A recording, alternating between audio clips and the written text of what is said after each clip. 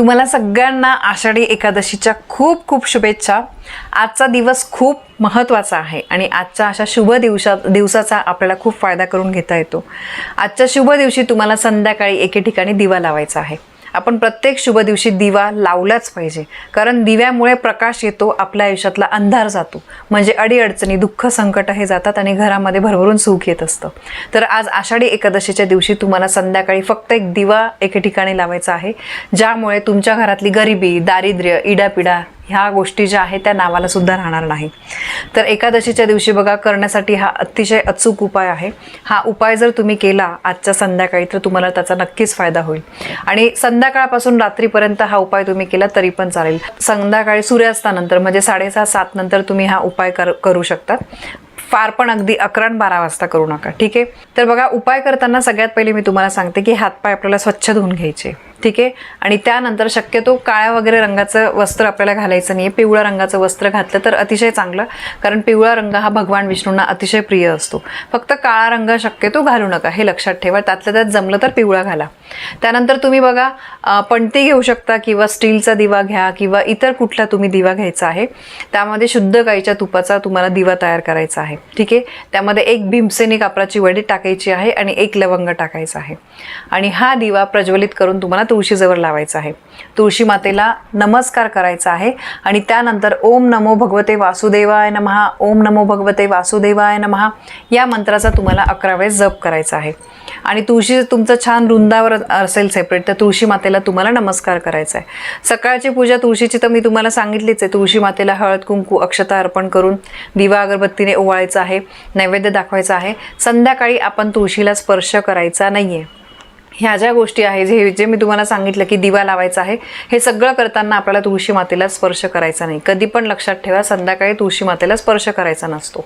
तर दिवा लावायचा आहे, नमस्कार करायचा आहे आणि ओम नमो भगवते वासुदेवाय नमः 11 वेळेस या मंत्राचा जप करायचा आहे, ठीक आहे। आणि बघा, तुळशीला स्पर्श होणार नाही याची आपल्याला काळजी घ्यायची, कारण संध्याकाळ झाल्यानंतर तुळशीला शक्यतो स्पर्श करत नाही आणि तुळशीची पाने तर आपल्याला एकादशीच्या आजच्या दिवशी अजिबात तोडायची नाही। यानंतर अजून एक महत्त्वाची गोष्ट म्हणजे बघा, तुमच्या जवळ जर केळीचं झाड असेल, आता तुळशीचा जो उपाय सांगितला, तुळशी हे सगळ्यांकडे असते। फार अगदी एखादं घर असेल की ज्यांच्याकडे तुळशी वगैरे नाहीये, पण तुमच्याकडे तुळशी नसेल तर तुम्ही आजच्या एकादशीच्या दिवशी तुम्ही तुळशीचं रोप लावू शकतात।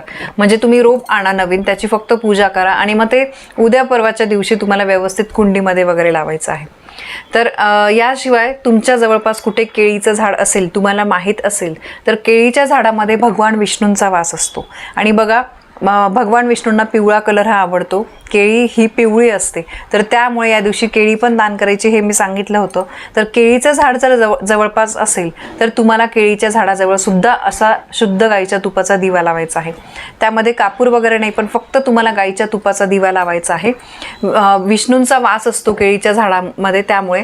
आणि अजून एक गोष्ट, पिंपळाचं सुद्धा झाड असेल तर तिथे सुद्धा तुम्हाला दिवा लावायचा आहे। यामुळे काय होतं, पितरसुद्धा प्रसन्न होतात, आपल्या आयुष्यातले अडीअडचणी दुःख जे आहे तर ते जातात। पिंपळाच्या झाडाला सुद्धा तुम्हाला हळद कुंकू अक्षता अर्पण करायची आहे, दिवा अगरबत्तीने ओवाळायचा आहे आणि शुद्ध गाईच्या तुपाचा पहिले दिवा लावून घ्यायचा आहे आणि पिंपळाच्या झाडाला तुम्हाला पाणी अर्पण करून प्रदक्षिणा घालायची आहे।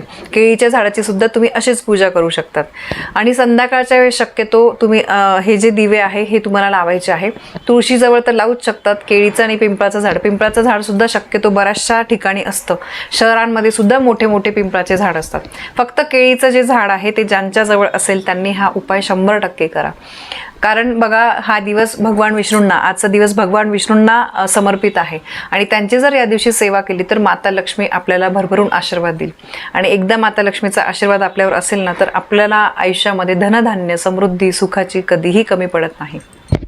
म्हणून न चुकता तुम्ही हा उपाय करा, सांगितलेले उपाय करा। आणि बघा, शुभ दिवशी तुम्ही मुख्य दरवाजाच्या बाहेर सुद्धा दिवा लावा।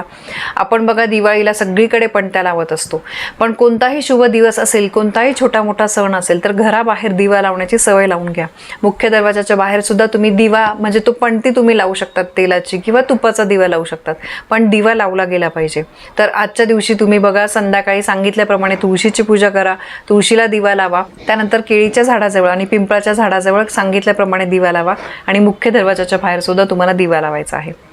तर हा दिवा लावल्यामुळे आपल्या आयुष्यातला अंधार जो आहे तो दूर होतो, सकारात्मकता निर्माण होते आणि मग आपल्या आयुष्यातल्या वाईट गोष्टी ज्या आहेत त्या निघून जायला मदत होते.